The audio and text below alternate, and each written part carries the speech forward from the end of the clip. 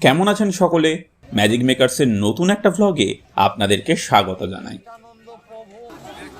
আশা রাখি আমরা প্রত্যেকে তারাপীঠের এই ভ্লগটা একটা লাইক দিয়ে শুরু করব। এখন হাওড়া স্টেশনে বেরিয়ে পড়েছি তারাপীঠের উদ্দেশ্যে। বহু দিন ধরে বহু ক্রোশ তুলে বহু ব্যয় করি বহু দেশ ঘুরে দেখিতে গিয়েছি পর্বতমালা, দেখিতে গিয়েছি সিন্ধু। দেখা হয় নাই চক্ষু মেলিয়া, ঘর হতে শুধু দুই পা ফেলিয়া, একটি ধানের শীষের উপরে একটি শিশির বিন্দু। রবি ঠাকুরের রেফারেন্স টেনেই বলি, সেই ছোট্টবেলায় হাওড়া এসেছি বীরভূম থেকে। প্রত্যেক বছরই বীরভূমে বহুবার যাওয়া হয়, কিন্তু তারাপীঠ সেটা কতবার গেছে আমার মনে পড়ে। তখন আমি খুব ছোট্ট, মায়ের কোলে চেপে আমি তারাপীঠ গিয়েছিলাম।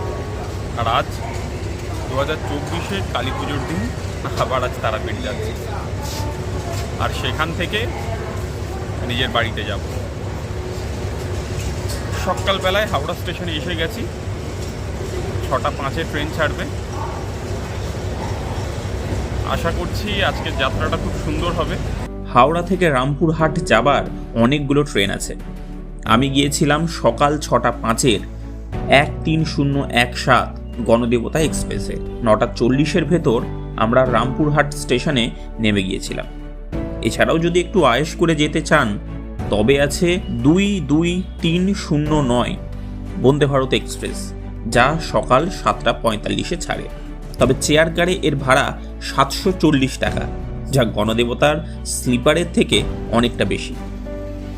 আমার আগের ভ্লগটায় নিখিলেশ মজুমদারবাবু জানতে চেয়েছিলেন সর্বমঙ্গলা মন্দিরে থাকার কোনো জায়গা আছে কি না। তো নিখিলেশবাবু, ওখানে ধর্মশালা আছে, তবে কোনো ফোন নাম্বার আপনাকে দিতে পারলাম না, তার জন্য দুঃখিত। যাই হোক, হাওড়া স্টেশন থেকে ট্রেন ছেড়ে আমরা এখন পৌঁছে গিয়েছি বীরভূমের মাটিতে। চারদিকে ধান ক্ষেত আর সবুজ দেখে মনটা যে কি ভালো হয়ে যাচ্ছে বোঝাতে পারবো না। এই যে পৌঁছে গেছি রামপুরহাট স্টেশনে, কিন্তু ভিড় তেমন নেই। সবাই বলছিল কালী পুজোতে নাকি তারাপীঠে ভিড়টা কমই থাকে।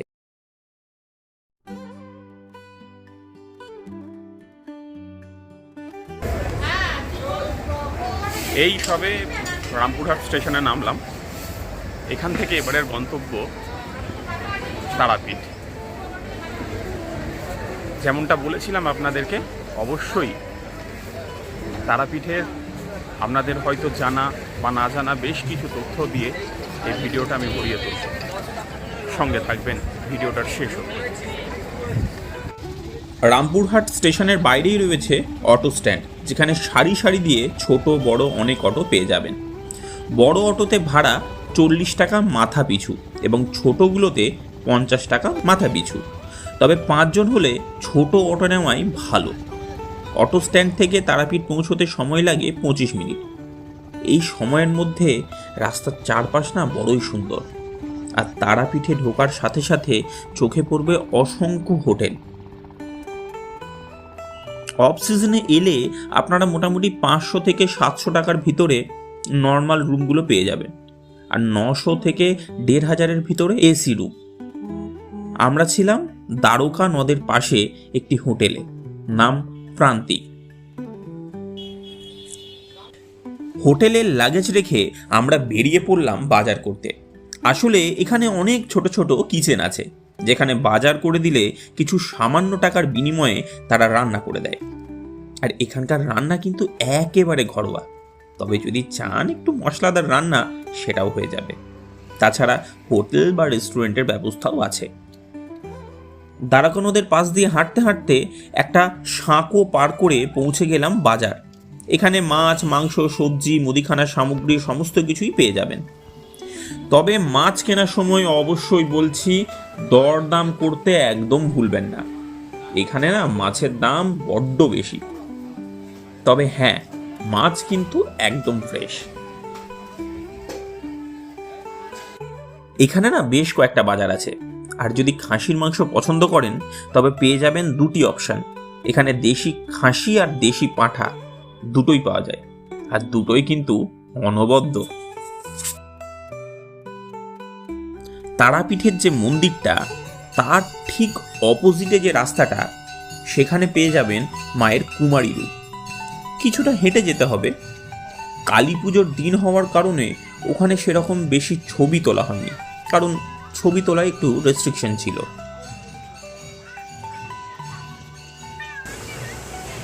তো এখন ঘড়িতে সময় 7:30টার উপরে, সন্ধ্যা হয়ে গেছে।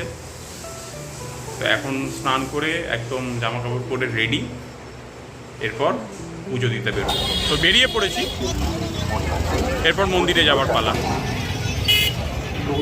তারা মা সরণি দিয়ে প্রবেশের সাথে সাথে চোখে পড়ে বেশ কয়েকটি খাবারের দোকান, আর সেখান থেকে কিছু দূর এগোলেই শুরু হয় সারি সারি দিয়ে পূজা সামগ্রীর দোকান। তবে তাড়াহুড়োর দরকার নেই, মন্দিরের পাশেও অনেক এমন দোকান পাবেন, আর মন চাইলে সেখান থেকেও পূজা সামগ্রী কিনে নিতে পারেন। এই যে এটি হলো তারাপীঠের মেন গেট। এখানে পুজোর ডালি 51 টাকা থেকে শুরু করে 1001 টাকা পর্যন্ত হয়।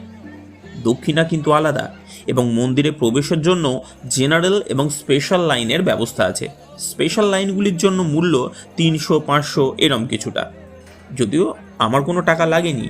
দীপাবলির জন্য মন্দিরটাকে না খুব সুন্দর করে সাজানো হয়েছিল। এই যে পাশে বড়বাবু দাঁড়িয়ে আছেন। ভিড়ভাট্টার জন্য না প্রায় 2 ঘন্টা পর প্রচুর সংগ্রাম করে মায়ের দেখা পেলাম। তবে জানেন তো, মাকে দেখার পর মন যেন জুড়িয়ে গেল। সকল ক্লান্তি পরিশ্রম কোথায় যেন উধাও হয়ে গেল এক নিমিষে। তো পুজো দেওয়া শেষ, এবার হোটেলে ফেরার পালা। মায়ের দর্শন খুব সুন্দর হয়েছে, কিন্তু ভেতরের অবস্থা বড় ভয়ানক, বুঝলেন?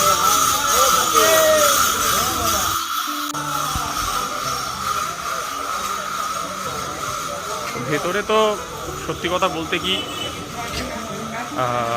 কালীঘাট বা অন্য কোথাও যেভাবে একটা শৃঙ্খলা মেনটেন করা হয়, সেটা কিন্তু এখানে একদমই নেই। এবং মোটামুটি ধরে নেন 7:30-8টার সময় লাইন দিয়ে 10:25-এ পুজো দেওয়া শেষ হলো। এবং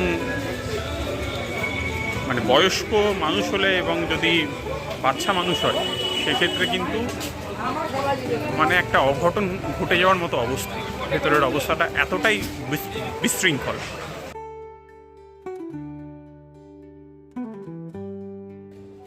সকালবেলায় উঠেই চলে এসেছি চা খেতে, কারণ এরপর ঘুরতে যাবার পালা। তো আজ 1 তারিখ, এবং আজ সকালবেলায় আমরা বেরোচ্ছি তারাপীঠের আশেপাশে যে দর্শনীয় স্থানগুলি আছে সেগুলো দেখার জন্য, এবং অবশ্যই তারাপীঠের মহা শ্মশান দেখব আমরা এই পুরো ভিডিওটাতে। তাই শেষ পর্যন্ত সঙ্গে থাকবেন। সকালে তো তেড়ে খিদে পেয়েছিল, তাই চলে গিয়েছিলাম তারামা সরণি। ওখানে পরপর 2টো দোকান, ল্যাংচা মহল আর পূজারি। আমরা পূজারি নিতেই গিয়েছিলাম। সবই নিরামিষ আহার এখানে, আর দামও বেশ কম। আমাদের একজন কচুরি নিয়েছিল, 4টে কচুরি 40 টাকা, আর আমি নিয়েছিলাম প্লেন ধোসা, যার দাম নিয়েছিল 60 টাকা। খাওয়া দাওয়া শেষে বেরিয়ে পড়লাম তারাপীঠের কাছাকাছি দর্শনীয় স্থানগুলি দেখতে। এখন চলেছি এখানের জগন্নাথ মন্দির দর্শনে। ট্যুর গাইড কারা জানেন তো? বড়বাবু মানে প্রবীর বাবু এবং দেবাশিস্তা। রাস্তার চারপাশে সবুজ ক্ষেত জমি মনটাকে না বড় ফুরফুরে করে তুলছিল। তারাপীঠে এলে না অবশ্যই একটু সকাল সকাল ঘুরতে বেরোবেন, নয়তো সকল দর্শনীয় স্থানগুলো দেখা হয়ে উঠবে না। যেমনটা আমার হয়নি, ঘুম থেকে উঠতে আমি একটু দেরি করে ফেলেছিলাম।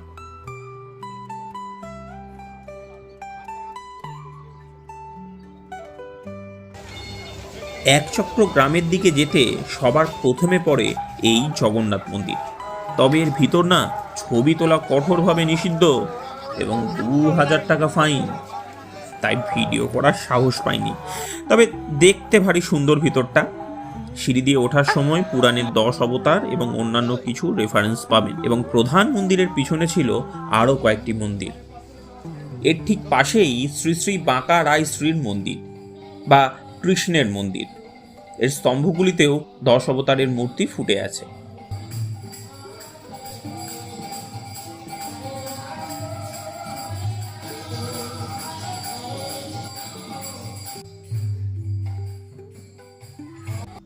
এখন প্রবেশ করতে চলেছি নিত্যানন্দের জন্মস্থান, এবং এটি ইসকন দ্বারা চালিত হয়, এবং এর ভিতর মোবাইল বা ক্যামেরা নিয়ে যাওয়া একেবারেই নিষিদ্ধ।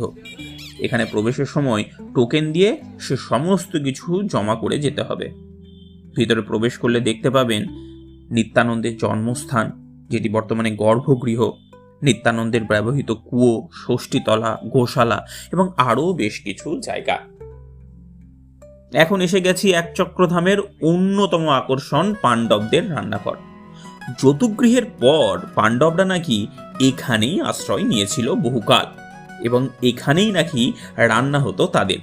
বলা হয় এটি নাকি বৃন্দাবনের নতুন একটি সংস্করণ, আর তাই কেউ কেউ একে গুপ্ত বৃন্দাবনও বলে থাকেন। এখানে যে গাছগুলি আছে তা নাকি বৃন্দাবনেও পাওয়া যায়, এবং এখানে একটি গাছে নাকি ভগবানের পায়ের ছাপ এবং সুদর্শন চক্রের দর্শন মেলে। এরপর এলাম বাঁকা রায়ের অন্তর্ধান কুণ্ডে।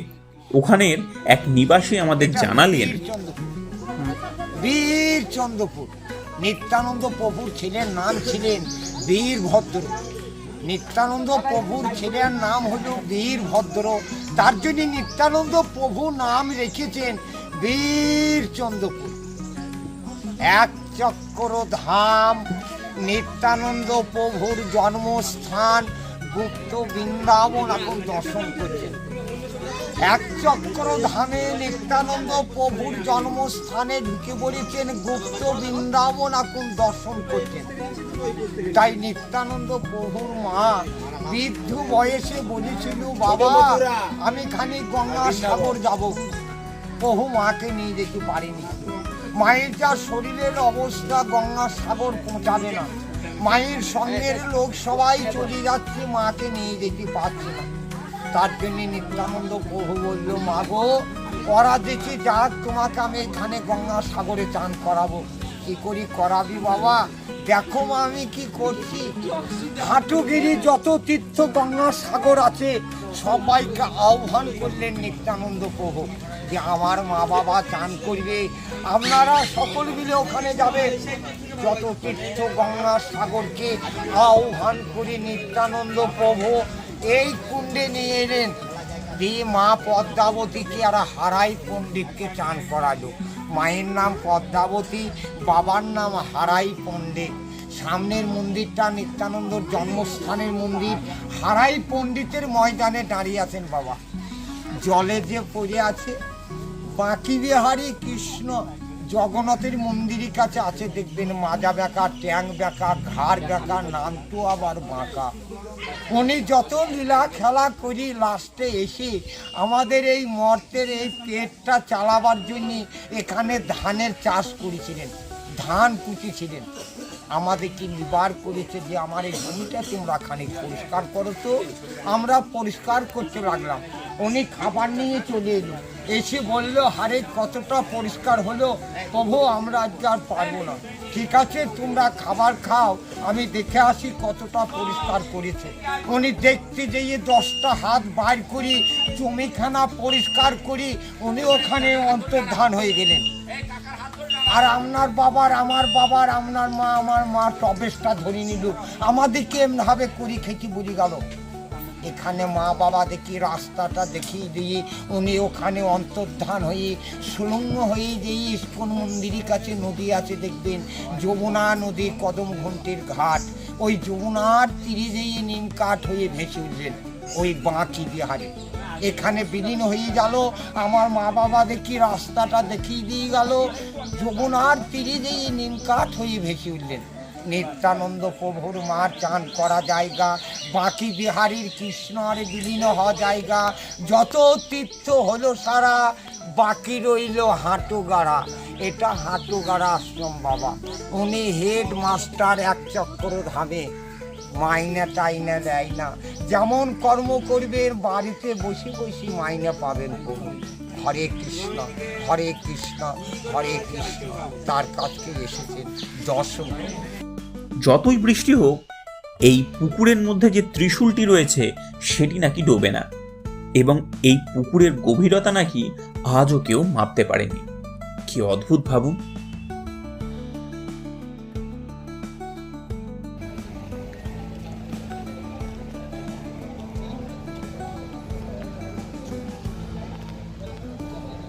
এখন এসে গেছি, এখানে ইস্কনের একটা মন্দির আছে, তো সেখানে এখানে 10 টাকার কুপন কেটে এদের আন্ডারগ্রাউন্ড আছে, সেখানে খুব সুন্দর সাজানো জিনিসপত্র আছে, সেগুলো আপনারা দেখতে পারেন। এবং বাইরেটাও বেশ সুন্দর। এখন আমরা সেখানেই এসেছি।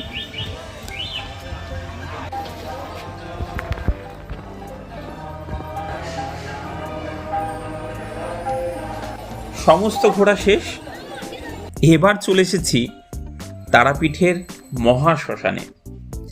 জীবনের সব হিসেব নিকেশ শেষ হয় যেখানে, সেই শ্মশান। এখানেই সাধনা করেছিল সাধক বামাখ্যাপা।